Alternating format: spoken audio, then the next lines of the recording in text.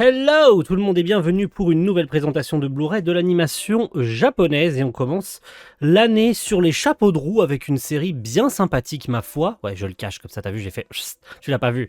Fais semblant de pas l'avoir vu s'il te plaît. Non, mais en même temps, il y a le titre et la miniature donc je vais pas vous le cacher. On commence avec du Crunchyroll cette année et j'ai décidé de vous présenter Nagatoro-san. Alors non, j'ai la flemme de dire le nom japonais, je vais dire, enfin le nom français, pardon, je vais appeler ça Ijiranaide Nagatoro-san, donc arrête de me embêter Nagatoro-san, parce que je déteste le titre français. Alors Nagatoro, à la base, évidemment, c'est un manga, hein, ça vous a sauté aux yeux, bien sûr, qu'on a disponible chez nous aux éditions Noévé Graphics, qui, à son arrivée, tout court en fait, hein, même avant qu'il arrive en France, hein, faisait déjà parler pour ses thématiques, pour ses personnages, mais surtout pour son auteur. Parce que c'est pas n'importe qui l'auteur de Nagatoro, il est connu dans une sphère, donc Nanashi 774, ou Nanashi, je sais pas si c'est le ou 774, lequel est l'un ou l'autre, ou si c'est son pseudo complet.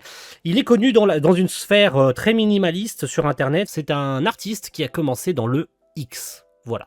Et dans du X qui a fait parler pour des raisons valables, j'ai envie de dire. Hein, voilà. Rentrons pas dans un sujet trop dark. Il s'est fait taper dessus et a raison pour ce qu'il a fait. Et après, il arrive avec Nagatoro et puis il fait genre. Enfin. Plutôt, certains ont voulu faire genre, on oublie et puis machin. Non, les gens n'oublient pas. Voilà, les gens n'oublient pas.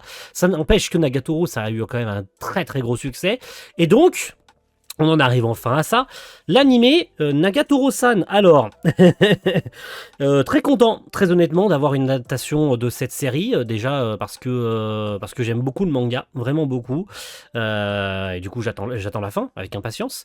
Et de ce fait, j'ai été très réceptif à l'arrivée de l'animé, surtout parce que le studio alors a changé entre la saison 1 et la saison 2. Oui, spoiler, il y a une saison 2. Voilà. Malheureusement, l'adaptation ne va pas jusqu'au bout. Il manque une grosse partie de l'histoire qui ne sera très probablement jamais adaptée en animé. En tout cas, la suite n'arrivera très probablement jamais. Le studio qui avait été choisi à l'époque de cette saison 1 du coup de Nagatoro était Telecom Animation Film. C'était une vraie surprise puisqu'à cette époque-là, il faisait quoi? Il faisait Fortnite of the Apocalypse, je crois. C'était pas exactement la même équipe, hein, voilà. On en reparlera lors de la saison 2, le jour où ça sort, puisque du coup, le studio de la S2 s'est passé de Telecom Animation Film à OLM. Voilà. Et je crois qu'il y a eu un total changement de staff où une partie du staff de la S1 est restée sur la S2. Bref, c'est pas hyper important. Voilà, l'histoire de Nagatoro, une Kohai, comme il est appelé dans la Japon animation et dans les termes japingouins. Donc une lycéenne qui arrive en seconde et qui va un petit peu embêter tous les jours son senpai, donc son aîné d'1 an qui est en première et qui adore la peinture, qui est dans le club de peinture. Elle va venir tous les jours l'embêter, le faire chier, le taquiner, parfois même un peu trop jusqu'à ce qu'il ait les larmes aux yeux parce que senpai, parce que c'est pas son prénom senpai, hein, qu'on se fasse bien comprendre, hein. C'est simplement parce que elle connaît pas son nom au début de l'histoire. Bon, ça ne l'empêchera pas de l'appeler continuellement senpai malgré qu'elle connaisse son prénom plus tard et qu'on apprenne comment il s'appelle. Je vous spoilerai pas, hein, c'est pour ceux parce que je pense qu'aujourd'hui il y a que les animés only qui regardent ça, donc je ne vous spoilerai pas le prénom du perso principal. Je vous laisserai découvrir ça si jamais vous souhaitez vous lancer dans le manga un de ces jours. Et donc, cette saison 1 de 12 épisodes, qu'est-ce qu'elle comporte dans ce petit coffret? Parce que c'est un très petit coffret, hein. Voilà, pas grand-chose, on est sur les formats type Licorice Recoil, type My Dress Up Darling, ou j'en passe. Ça fait partie, a priori, des derniers coffrets avant le changement tarifaire de Crunchyroll, et qu'on revienne à des coffrets un peu plus logiques en termes de tarifs. Très beau coffret, avec l'affiche de la série, tout le tintouin, quand j'ai envie de dire, rien de bien intéressant à se mettre sous la dent. Je vais y arriver.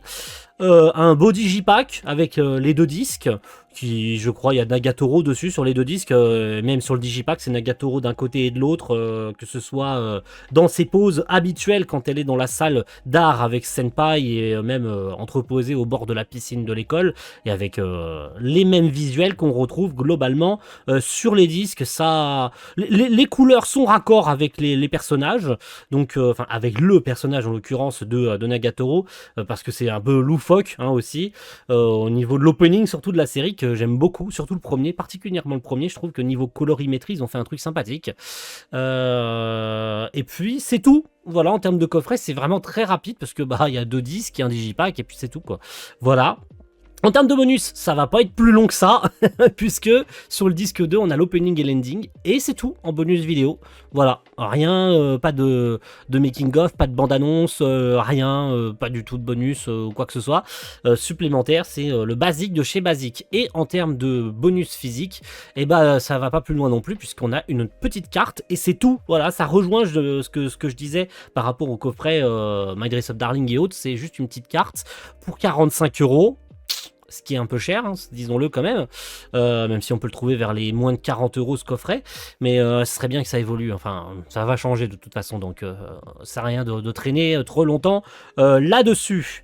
La VF de Nagatoro, j'en parle brièvement, parce que oui, parce que si ça sort c'est Crunchyroll France, c'est qu'il y a un doublage, hein. Une Timeline Factory de Grégory Lenné, Enzo Racito qui était sur Senpai. On avait Valérie Bacher en Nagatoro qui est pas trop mal. Voilà, Enzo Racito non plus était pas mauvais sur Senpai, mais bon, cette VF est apparue, je pense, je sais plus si c'est pendant ou après le drama avec Enzo Racito, et donc très logiquement il a été remplacé sur la saison 2. Et puis après au niveau du reste du casting, bon, ça casse pas trois pattes à un canard, il n'y a pas 50 000 personnages dans Nagatoro, et surtout dans la saison 1, il y a surtout les copines de Nagatoro, hein, les gals, on va les appeler comme ça, parce qu'elles ont toutes les tronches des gals, hein, vous savez, ces jeunes filles un peu loubardes dans les lycées, qui ont des décolletés gigantesques, qui ont des nibards, voilà, et puis qui se comportent comme des délinquantes, quoi, tout simplement. Donc on a Sakura qui est Anna Regishi, trop cool.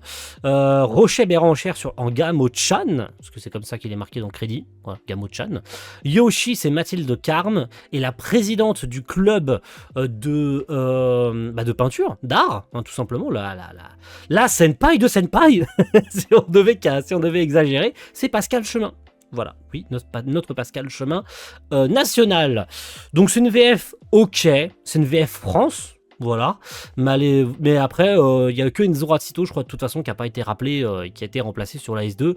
Et de toute façon, c'est une VF plutôt ok tiers pour ceux qui n'ont pas envie de se casser la tête avec une VO où on lit les sous-titres. De toute façon, c'est pas une série qui demande grande réflexion et qui demande à être concentrée. Donc, de toute façon, la VF fait très largement le travail qu'on lui demande. Voici un petit extrait histoire de vous faire un avis sur la question. Vous connaissez maintenant.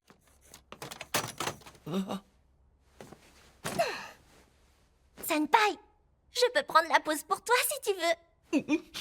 C'est bon, c'est pas la peine. C'est pas vraiment le genre de truc que j'ai envie de dessiner, alors... Celle-là t'en dit quoi? Attends, je sais, on va y ajouter une petite pointe d'érotisme. Je suis persuadée que ça va te plaire. Mais ça va pas la tête. T'es folle. Tu fais quoi? C'est pas des manières pour une fille. Ah, et dis-moi, si je suis à poil, tu me dessines? Bon, puisque t'insistes...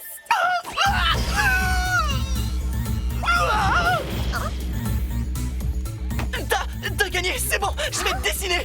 Alors, garde tes vêtements. T'es trop drôle, Senpai. Alors garde tes vêtements. Ah, tu me fais trop marrer. Puis voilà, on peut boucler parce que non, je n'ai pas de comparatif à faire avec une autre édition. Je vous disais, c'est très rapide, hein. Voilà, ce coffret Nagatoro, c'était vraiment pour démarrer l'année tranquillement. Et qu'est-ce qu'il y a après?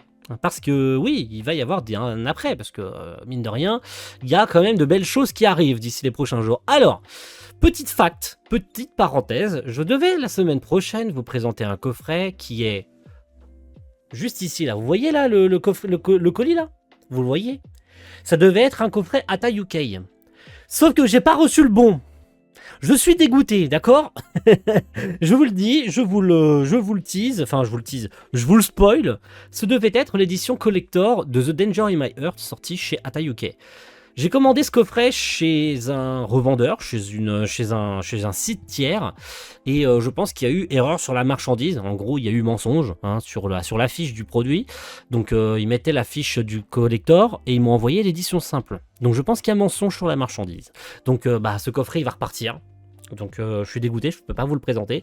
Et du coup, bah, j'ai rien à vous présenter la semaine prochaine.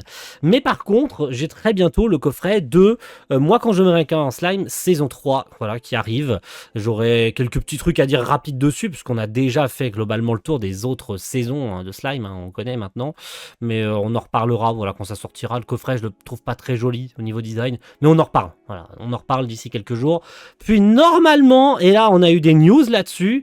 Enfin, ça en a parlé et on a eu enfin aussi le paiement pour ce coffret.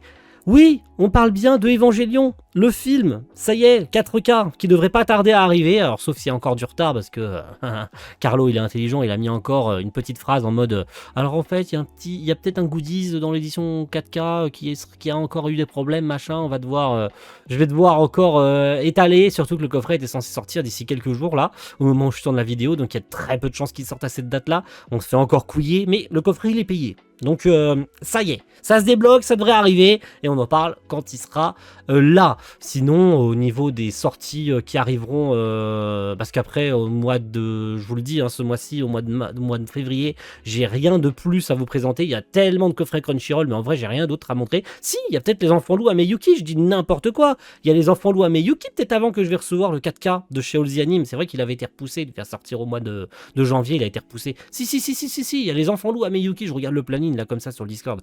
Si, il devrait y avoir les enfants loups à Meyuki édition 4K. Si, l'édition collector limitée de chez Ata. Donc peut-être qu'on aura avant Slime les enfants loups. Ça dépendra qui arrivera en premier. Si Slime sort en premier, bah, ce sera lui en premier. Et puis les enfants loups derrière ou inversement. Donc on verra bien. Vous découvrirez tout ça. Ça sort les mercredis. Donc attendez ça avec impatience.